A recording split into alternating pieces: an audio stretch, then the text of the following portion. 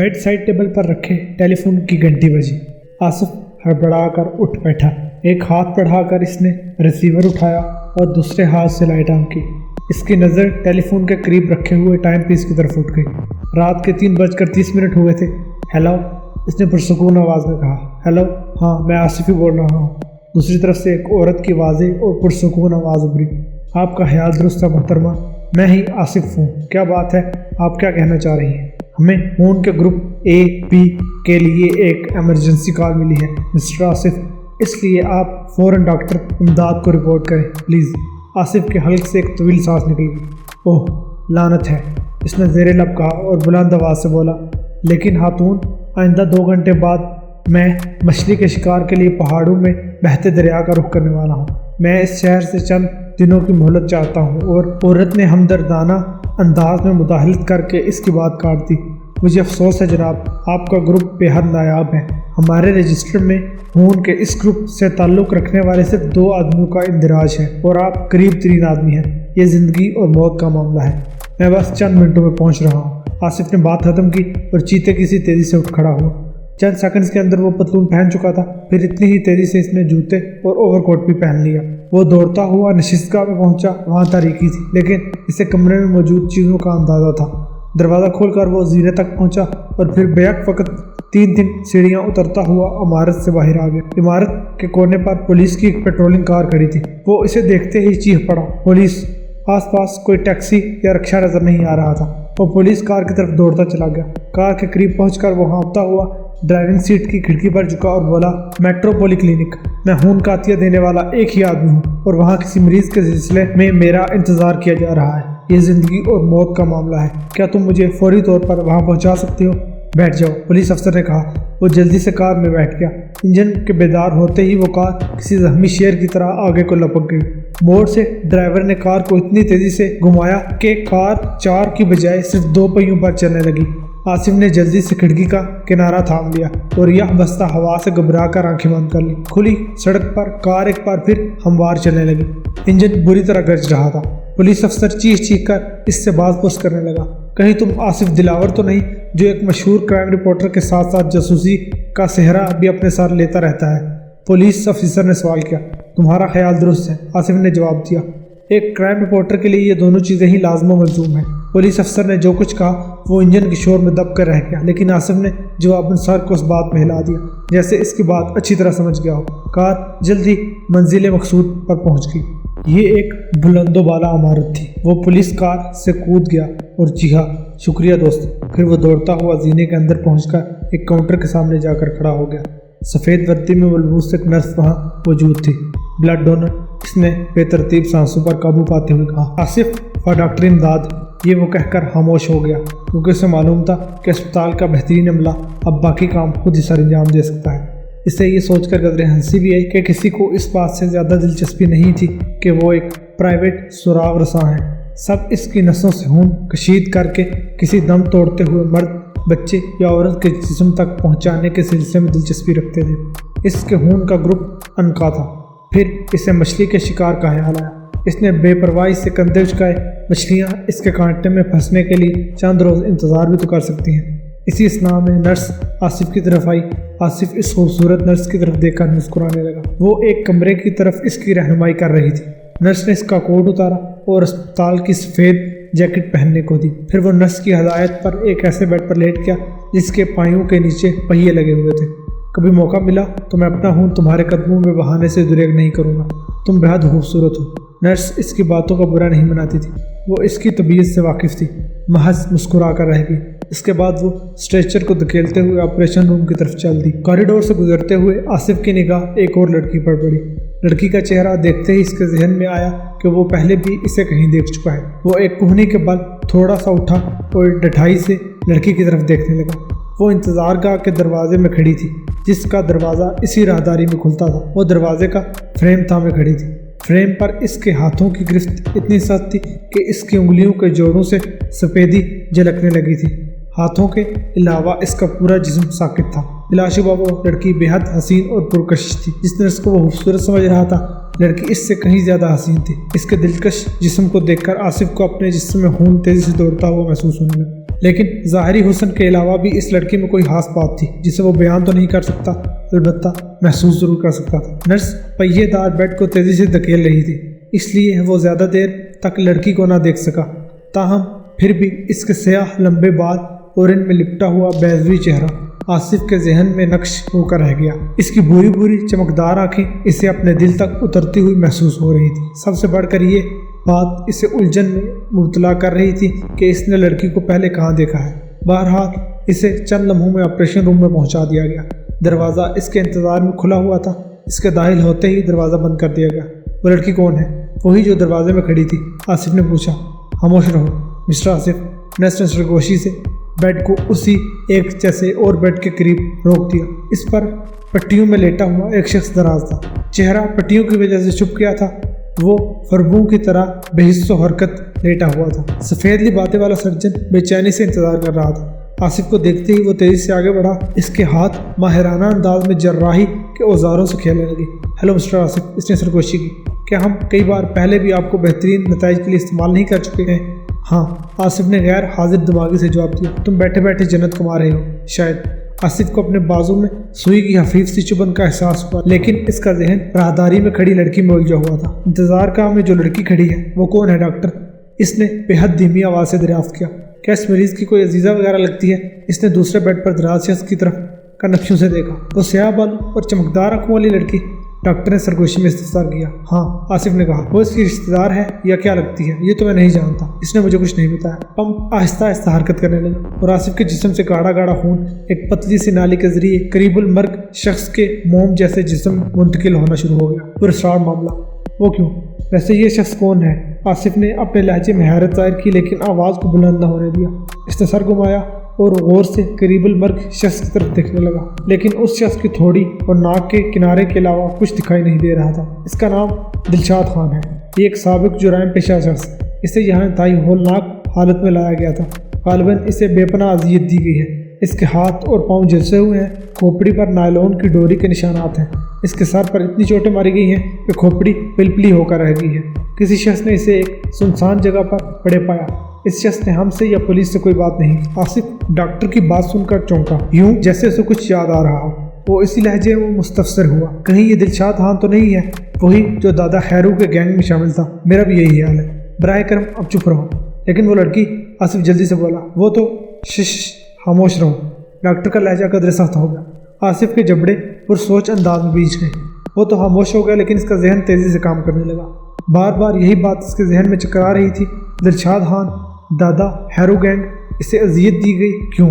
آخر کیوں؟ یہ ایک حیرت انگیز بات تھی، کیونکہ دلشاد ایک سفاک قاتل تھا اور سماج دشمن عناصر میں اس کا نام ہمیشہ سر فہرست آتا تھا۔ وہ جس گروہ کا گرگا تھا، بینک اور ٹرکوں کو لوٹنے کی متعدد وارداتوں کا ذمہ دار سمجھا جاتا تھا۔ اس کے علاوہ شراب کی ناجائز کشید اس گروہ کا منافع بخش کاروبار تھا، لیکن 2 سال سے اس گروہ کی سرگرمیاں ماند پڑ گئی تھیں اور اس کے گرگے بکھر گئے تھے۔ معلوم ہوا تھا کہ اس گروہ کا سرغنہ دادا خیرو گرفتار کر کے 30 سال کے لیے جیل بھیج دیا گیا ہے۔ اس خبر کے بعد کسی گرگے کی ذاتی کارروائی یا گروہ کی شکل میں کسی واردات کی کوئی اطلاع نہیں ملی، حتیٰ کہ اچانک ہی دلشاد اس ناقابل یقین حالت میں آ گیا۔ اس کا صاف صاف مطلب تھا کہ کوئی نہ کوئی حادثہ چکر ایک بار پھر اس گینگوار کے درمیان چل پڑا تھا۔ واقعتاً آصف کو ایک خبر یاد آ گئی۔ چند ہفتے قبل اس نے اخبار میں نمایاں طور پر شائع ہونے والی یہ خبر پڑھی تھی کہ مذکورہ گروہ کا سرغنہ دادا خیرو جیل سے فرار ہونے کی کوشش میں گولی کا نشانہ بن گیا۔ پھر 2 ہفتے قبل آصف نے یہ افواہ بھی سنی کہ گروہ کے لوگ پھر یکجا ہو رہے ہیں۔ دادا خیرو کے کزن ریاض عرف مٹھو اور راجہ عرف راجو راکٹ کو ساتھ دیکھا گیا ہے۔ اس کے علاوہ سونو خان بھی علاقے میں نظر آنے لگ گیا تھا۔ ان سب افواہوں سے قطع نظر وقت کے شفاق ترین قاتل دلشاد خان کو بے پناہ اذیتیں دینے کے بعد زندگی اور موت کے درمیان کشمکش کی حالت میں ایک سنسان جگہ پھینک دیا گیا تھا۔ آصف غور کرتا رہا۔ ملک بھر میں بینک لوٹنے کی جتنے وارداتیں ہوئی تھیں، ان میں یہ گروہ پیش تھا۔ ان لوگوں کو بینک لوٹنے کا اسپیشلسٹ کہا جاتا تھا۔ انہوں نے اب تک لاکھوں کروڑوں ڈالر مختلف بینکوں سے لوٹے تھے۔ شہر میں ایک اور گروہ بھی تھا، لیکن دادا خیرو کا گروہ اپنے اس حریف گروہ سے کہیں زیادہ مضبوط اور ناقابل تسخیر تھا۔ लाडला जानी का ग्रोह भी खतरनाक गुंडों पर मुश्तमिल था, लेकिन इसमें दिलशाद, राजू और मिट्ठू जैसे दरिंदे शामिल नहीं थे। रियाज मिट्ठू इंसान नुमा गुरीला था। राजू रॉकेट के बारे में कहा जाता था कि वो मासूम सूरत वाला कातिल है। इनका एक खतरनाक साथी अशरफ भी था, जिसके मुतालिक मशहूर था कि वो ज़ाहिरी शख्सियत से किसी बैंक का साबिक प्रेसिडेंट दिखाई देता है। लूटने और कत्ल करते वक्त भी इसके होंठों पर एक दिल फरेब मुस्कुराहट रक्स करती रहती है। तब भी आसिफ यकदम चौंक पड़ा। इसे सुई की हल्की सी चुभन का एहसास हुआ। इंजेक्शन की सुई इसके बाजू से खींच ली गई थी। ठीक है मिस्टर आसिफ, आपका बहुत बहुत शुक्रिया। एक 2 रोज आराम करना, कोई मुशक्कत का काम ना करना, दूध और अंडों का वाफिर मिकदार में इस्तेमाल करना, तो बहुत जल्द खून की कमी का आजाला हो जाएगा। क्या तुम कुछ पीना चाहते हो, जूस वगैरह? डॉक्टर ने आखिर में पूछा। नहीं शुक्रिया, आसिफ ने जवाब दिया। डॉक्टर ने नर्स की तरफ देखकर इस बात में सर हिला दिया। ठीक है मिस ताहिरा। नर्स डॉक्टर का इशारा समझ गई और इसके पहिएदार बेड को धकेलती हुई राहदारी में ले। आसिफ ने मुस्कुराती निगाहों से इसकी तरफ देखा और धीमी आवाज में इसका नाम दोहराया। ताहिरा, कितना प्यारा नाम है। नर्स ने कनखियों से दूसरी तरफ देखना शुरू कर दिया। गालिबन महसूस कर चुकी थी कि आसिफ एक दिल फेंक किस्म का आदमी है, इसलिए वो इसे ज्यादा मुंह नहीं लगाना चाहती थी। तुम इतवार की शाम को क्या करती हो मिस ताहिरा? आसिफ ने दावत देने वाले अंदाज में पूछा। छुट्टी की वजह से मैं जल्दी सो जाती हूँ, ताहिरा का जवाब था। तन्हा। नर्स ने जवाबन घूर कर इसकी तरफ देखा। तुम सुन चुके हो कि डॉक्टर ने मुझे मिस ताहिरा कहा था, इसने नागवारी से कहा, और अब तुम खामोश ही रहो तो बेहतर है। आसिफ कोई फड़कता सा जुमला कहने के मूड में था, लेकिन अचानक इसकी नजर इंतजारगाह के खुले दरवाजे की तरफ उठ गई। वो इस स्याह बालों वाली लड़की को गौर से देखने लगा, जो तेजी से इसी की तरफ आ रही थी। इसे मुतवज्जो पाकर नर्स ने बेड को रोक दिया। यूं आसिफ भी उठ बैठा तो बेड से उतरने लगा। ये देखकर लड़की जल्दी से बोल उठी। इसकी आवाज में मौसीकी का भरपूर तासर था और आवाज में हफीफ सी कपकपाहट थी। नहीं प्लीज लेटे रहो, मैं सिर्फ तुम्हारा शुक्रिया अदा करना चाहती थी। तुमने मेरे वालिद की जिंदगी बचा ली है। इस सिलसिले में मैं किसी ख्याल के तहत वो लड़की अचानक चौंक कर खामोश हो गई, फिर तेजी से पलटी और तकरीबन दौड़ती हुई दोबारा इंतजारगाह में चली गई। आसिफ फटी फटी नजरों से इसे देखता रहा। वो सोच भी नहीं सकता था कि ये लड़की दिलशाद खान की बेटी हो सकती है। आसिफ एक ऐसे दरवाजे को खोल कर अंदर चला गया जिस पर चीफ एडिटर क्राइम की तहती लगी हुई थी। इसने अंदर आने के बाद दरवाजा बंद कर दिया। सामने डेस्क पर बैठे हुए शख्स ने चौंक कर इस दरवाजे की तरफ देखा। इसकी आंखों से गुस्से और सर्द मोहरी का इजहार हो रहा था, लेकिन आसिफ पर नजर पड़ते ही ये दोनों तासर फौरी तौर पर ज़ायल हो गए। ओह तुम, ये तुम हो। हम तो समझे कि 1 महीने तक तुम से पीछा छूटा ही रहेगा। तुम तो मछली के शिकार पर जा रहे थे। मैं यकीनन चला जाऊंगा, लेकिन क्या करूं? तुम मुझे इजाज़त दे दो ताकि मैं अपना फ़ोन कटवा दूं। इसके अलावा मैं अपने कमरे की चाबी दरिया में फेंक कर किसी होटल में बसेरा कर लूँगा। लेकिन शहजाद शकील, तुम जानते हो कि मुझे मुतजस्सिस रहने का पुराना मर्ज़ है। क्या तुमने दिलशाद खान उर्फ शाद के बारे में कुछ सुना है? इसने चीफ की आंखों में देखते हुए कहा। चीफ की आंखें आहिस्ता आहिस्ता तफक्कुर आमेज़ी का नमूना बन गई। वो गहरी सोच में डूबा हुआ दिखाई देने लगा। क्यों, क्या बात है आसिफ? इसने कुछ देर बाद बर्राई हुई आवाज़ में पूछा। आसिफ ने कंधे उचकाए। कल रात मैंने इसे अपना खून दिया था। तुम तो जानते हो कि मैं पॉली क्लिनिक की फहरिस्त में शामिल हूँ। मैंने सुना था कि शाद का गुर्दा यकजा हो गया है। अलावा रात मैंने एक ऐसी लड़की भी देखी जिसकी जुबान से ये फिसल गया कि वो शाद की बेटी है। ये सब बातें मुझ जैसे आदमी के जहन में हलचल मचाने के लिए काफ़ी नहीं है क्या? क्या इस जहनी हलचल से तुम्हें कोई फ़ायदा भी होता है? नहीं, सिर्फ ज़ाती तस्कीन का बाइस है। इसने छिछोरेपन से आंख दबाई। बड़े मियाँ ने एक पुरसोच हमकारी हारिज की और बोला, तुमने ठीक ही सुना है। मुंतशिर बदमाश दोबारा यकजा हो गए हैं। इनकी बाकायदा निगरानी होती रही है, लेकिन फिर वो सब के सब यूं गायब हो गए जैसे ज़मीन ने इन्हें निकल लिया हो या फिर आसमान ने उठा लिया हो। तुमने ठीक सुना है। शाद की एक बेटी है जिसे शाद से कानूनन छीन कर किरदारो निसा को भिजवा दिया गया, जहां वो पूरे 10 साल तक रही। हमारी रिपोर्ट के मुताबिक शाद को जिस अंदाज में अज़ियत से दोचार किया गया है, इसकी तहकीकात करते हुए ये पहली कारामद बात हमारे कानों तक पहुंची है।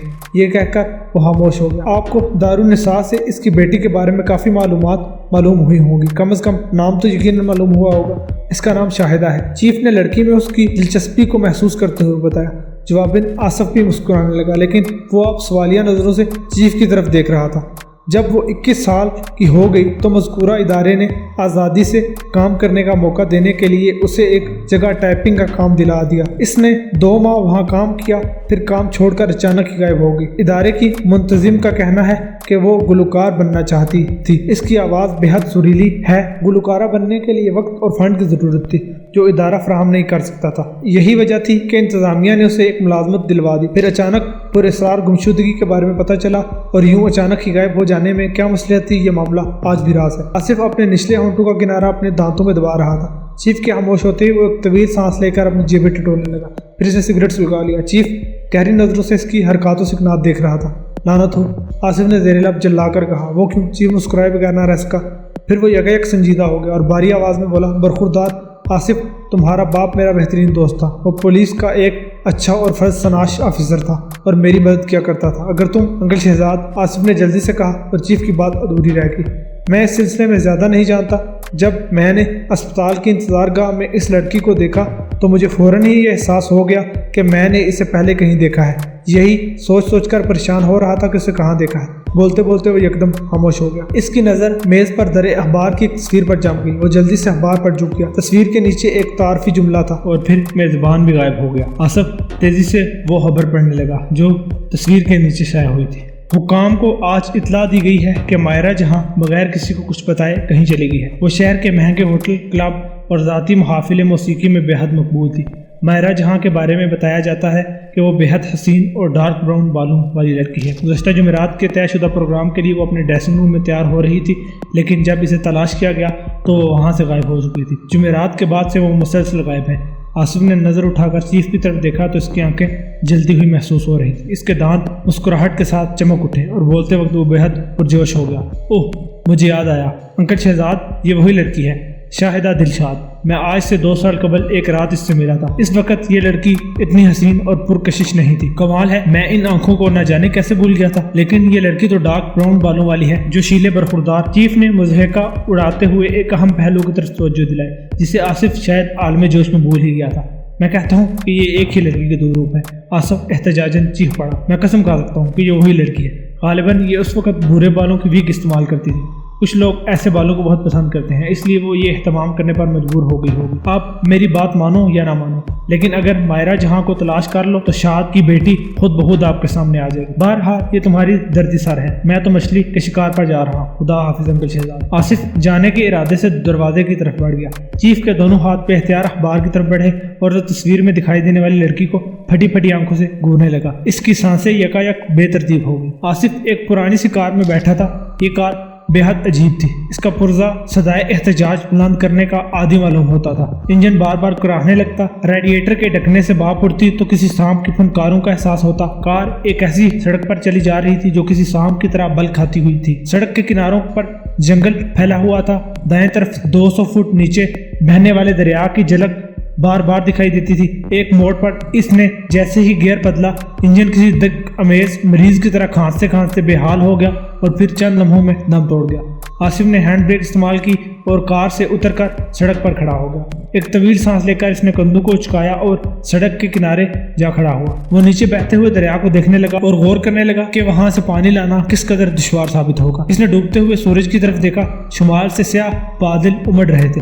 پھر وہ کار کے عقبی حصے کی طرف متوجہ ہو گیا جہاں اس نے اپنا سامان رکھا ہوا تھا۔ بوتل نکال کر وہ سڑک کے کنارے کنارے چلنے لگا تاکہ کہیں سے آسان رستہ دیکھ کر دریا تک پہنچے۔ ایک جگہ اسے ایسا رستہ نظر آ گیا۔ نیچے پہنچتے پہنچتے وہ ہاسا تھک گیا۔ ایک پتھر پر بیٹھ کر اس نے چاروں طرف نظر دوڑائی۔ دفعتاً اسے وادی کے ایک حصے میں ہلچل سے موجود ہوئی۔ وہ کوئی متحرک چیز تھی، ممکن ہے کوئی ہرن ہو، ریچھ بھی ہو سکتا ہے، اس نے سوچا۔ اچانک بادل گرجے اور پھر بجلی گونجی۔ بجلی کی چمک میں اس نے چٹان پر متحرک اس چیز کو دیکھ لیا۔ وہ ایک آدمی تھا۔ ایک بار پھر اسے وہ آدمی دکھائی دیا۔ پھر آصف اسے درختوں کی آڑ میں جاتے ہوئے دیکھا۔ فاصلے کے باوجود آصف نے اس کے ہاتھ میں رائفل کی جھلک دیکھ لی تھی۔ اس نے کندھے اچکائے لیکن یہ بے نیازی ظاہر کرنے کا موقع نہیں تھا کیونکہ اس نے سڑک پر اپنی کار کی طرف دیکھا اور کار تیزی سے حرکت کر رہی تھی، پیچھے کی جانب چلی جا رہی تھی۔ اس کے جی میں آیا کہ وہ دوڑ کر کار تک پہنچ جائے اور اسے روک لے، لیکن کار اور اس کے درمیان 100 فٹ کی چڑھائی تھی۔ وہ بے بسی سے دانت پیس کر رہ گیا۔ وہ سوچ رہا تھا کہ پرانی کار کا بریک بھی ناکارہ ہی تھا، یکایک پھسل گیا ہوگا، اسی وجہ سے کار عقبی ڈھلان کی طرف پھسل رہی تھی۔ اب 2 ہی امکانات تھے، ایک تو یہ کہ کار سڑک کے کنارے کسی بڑے پتھر سے رگڑ کھا کر رک جائے یا پھر گرے اور تباہ ہو جائے۔ اس کے ہونٹوں پر دبی دبی سی مسکراہٹ رقص کرنے لگی۔ وہ نیم واہ آنکھوں سے متحرک کار کو دیکھتا رہا جو اب تیزی سے سڑک کے دائیں حصے کی طرف بڑھ رہی تھی۔ کار ایک لمحے کے لیے سڑک کے کنارے پر اٹکی، پھر لڑک گئی۔ چاروں پہیے اوپر ہو گئے اور کار چھت کے بال گرتی چلی گئی۔ چند ہی لمحوں میں وہ ایک چٹان سے ٹکرائی اور پاش پاش ہو گئی۔ دھماکہ شدید تھا، شیشے ٹوٹنے اور دانت کے ٹکرانے کی آواز وادی میں گونجتی ہوئی آہستہ آہستہ ختم ہو گئی۔ پھر بادلوں کی وجہ سے اچانک ہی تاریکی پھیل گئی۔ وقت کے اعتبار سے بھی شام نہیں ہوئی تھی۔ بادلوں نے شام کے دھندلکے کو یکایک رات کے اندھیرے میں تبدیل کر دیا تھا۔ आसिफ बुरा सा मुंह बनाते हुए ये सोचने पर मजबूर हो गया कि बादल जोर से गरजे और एक बार फिर आसिफ को वो शख्स याद आ गया जिससे इसने हाथ में राइफल लिए देखा था।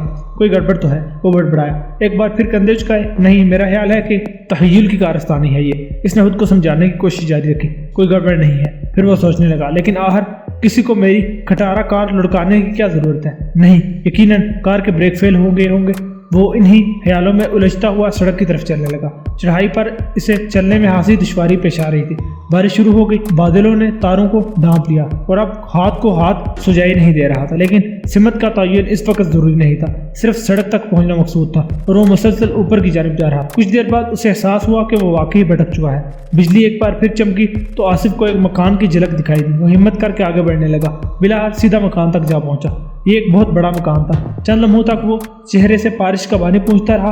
फिर इसने पलटकर शाह बलूत के बारी दरवाजे पर दस्तक दी। इसके नथनों तक लकड़ी सुलगने की बू पहुंची तो गरम गरम काफी की तलब बढ़ गई। कदमों की चाप सुनाई दी। फिर किसी ने नागवारी से कहा, ये कोई होटल नहीं है, चले जाओ यहाँ से।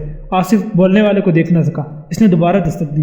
दरवाजे के अकब में ऐसी आवाज जैसे कोई अजहा फनकार रहा हो। इस शख्स ने इसे दोबारा चले जाने को कहा। अरे भले मानस, बाहर शिद्दत का तूफान आया हुआ है। मैं करीब तरीन बस्ती से भी 30 मील दूर हूँ। मेरी कार के टुकड़े वादी में बिखर चुके हैं। इस बार बोलने वाला कोई दूसरा था। बारिश से तुम्हारी मौत वाकई नहीं हो जाएगी। अगर तुम बहुत तजस्सुस में पड़ गए हो तो यकीनन मारे जाओगे, समझ गए?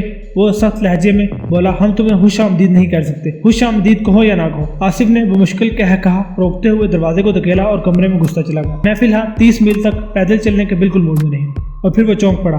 बारिश के शोर में वो ये अंदाजा नहीं कर पाया कि बोलने वाली कोई औरत है या मर्द, लेकिन अंदर कदम रखते ही सूरत हाल वाज़ेह होगी। प्लीज यहाँ से चले जाओ। एक नस्वानी आवाज इसकी समाज से टकराई। यहाँ इसका जुमला अधूरा रह गया। फिर एक और आवाज आई। दूसरी आवाज बारी और तहक्कुम आमेज थी। पकड़ लो इसे और अंदर ले आओ। कमरे में अचानक ही उजाला फैल गया। आसिफ एक पिस्तौल की स्याह नाल को घूरने लगा। फिर इसने मिट्ठू की गुस्से और दीवानगी से सुर्ख आंखों की तरफ देखा। फिर इसकी निगाह दूसरों पर पड़ी और इसका दिल उछलकर हलक में आ गया। वो सोच भी नहीं सकता था कि यूं अचानक ही दुनिया के खतरनाक तरीन मुजरिमों के नरगे में आ फंसेगा। मिट्ठू, राजू, अशरफ उर्फ काका सभी वहां मौजूद थे और इनमें वो लड़की भी शामिल थी जिसने खुद को शाद की बेटी कहा था, या फिर मायरा जहां नामी गुलकारा थी। इसे देखकर आसिफ को यकीन हो गया कि वो जो सोच रहा था गलत नहीं है। ये दोनों एक ही लड़की के रूप है। अंदर चलो दोस्त, मिट्ठू ने कहा और पिस्तौल की नाल आसिफ की पसलियों पर पड़ी। दूसरा गहरी नजरों से इसे देख रहा था। फिर इसकी आंखों में सनाशाई की चमक उभरी और वो मुस्कुराने लगा। ओह मिस्टर आसिफ दिलावर, इसने कहा और मिट्ठू का पिस्तौल पर दबाव बढ़ गया, जबकि राजू पिस्तौल अपनी जेब में रखकर दूसरे कमरे की तरफ बढ़ गया। वहां से फरार होने का कोई मुमकिन रास्ता नहीं था। आसिफ भिंचे हुए जबड़ों में तकलीफ महसूस करने लगा तो एक बार फिर हस्बे आदत इसने बेपरवाही से कंधे उचके और अंदर चलने के लिए रवाना हो गया। इसके अंदर आते ही दरवाजा एक धमाके से बंद कर दिया गया। कमरे में आतिशदान रोशन था। यहाँ की फिजा में हरारत थी। दूसरे कमरे की निस्बत यहाँ तूफान का शोर भी नहीं था और इन्हें आपस में चीख कर बात करने की जरूरत भी नहीं थी। सब खाने की एक बड़ी मेज के गिर्द बैठे हुए थे। मेज पर गालिबन कुछ ही देर कबल खाना लगाया गया था। सब के सब आसिफ को घूर रहे थे। इनकी नजरों में नफरत उभर रही थी। सिर्फ एक लड़की ही ऐसी थी जिसकी निगाहों में नफरत का एहसास नहीं होता था। शाहिदा अपनी कुर्सी पर यूं बैठी थी कि इसका जिस्म अकड़ा सा दिखाई दे रहा था। वह मुर्दों की तरह जर्द हो रही थी। इसके बावजूद इसका हुस्न चांद की तरह चमक रहा। वो यूं बेहिस्सो हरकत बैठी थी कि इसकी सांसों की आमदोरफ्त पर आसिफ को शुबा होने लगा। वो भी आसिफ ही की तरफ देख रही थी, लेकिन ज़हनी तौर पर हाजिर नहीं लगती थी। यूं लगता था जैसे वो हाली हाली निगाहों से इसकी तरफ घूर रही है। सबसे पहले वही मुआतब हुई। मुझे अफसोस है, इसने कहा। ऐसा करना एक भयानक गलती थी। मुझे खामोश रहना चाहिए था और तुमसे नहीं मिस शाहिदा। आसिफ इसकी बात काट कर मुस्कुराते हुए बोला, गलती तो तुम्हारी नहीं मेरी है। तो तुम एक दूसरे से खूब अच्छी तरह वाकिफ। मिट्ठू ने खौफनाक लहजे में कहा और बारी बारी सब की तरफ देखा। फिर इसके होंठों पर सिफाकाना मुस्कुराहट फैल गई। वो आसिफ अली की तरफ मुतवज्जो हुआ। हाँ, तुमसे वाकई ही एक खौफनाक गलती सरजद हुई है मिस्टर आसिफ। तुम्हें शाद की इस क़यामगाह तक नहीं आना चाहिए था। ये इतनी भयानक गलती है कि मैं सोच कर हैरान हो रहा हूँ। इसने सामने के दरवाजे फिर कुशादा खिड़कियों की तरफ देखा। चंद लम्हों तक वो मुतलाशी निगाहों से देखता रहा। फिर तफक्कुर-आमेज़ लेकिन तहक्कुमाना लहजे में बोला, जाओ राजू, मुमकिन है आसिफ के साथ यहाँ कोई और भी आने की गलती कर रहा हो। सबसे पहले ड्राइववे में लगे हुए तार को चेक कर लेना कि वो अपनी जगह मौजूद है या नहीं। इस सिलसिले में तुम्हें कोई ताहीर नहीं करनी चाहिए। राजू उठ खड़ा हुआ। झोंक में वो दरवाजे की तरफ यूं सर झुकाए चल पड़ा जैसे अहकामात की बजावरी इसकी आदत सानिया हो, लेकिन दरवाजे के करीब पहुंचकर वो किसी ख्याल के तहत चौंक कर रुक गया। इसका मूड यकायक खराब हो गया। वो इसी लहजे में बोला, तुम बहुत अक्लमंद हो।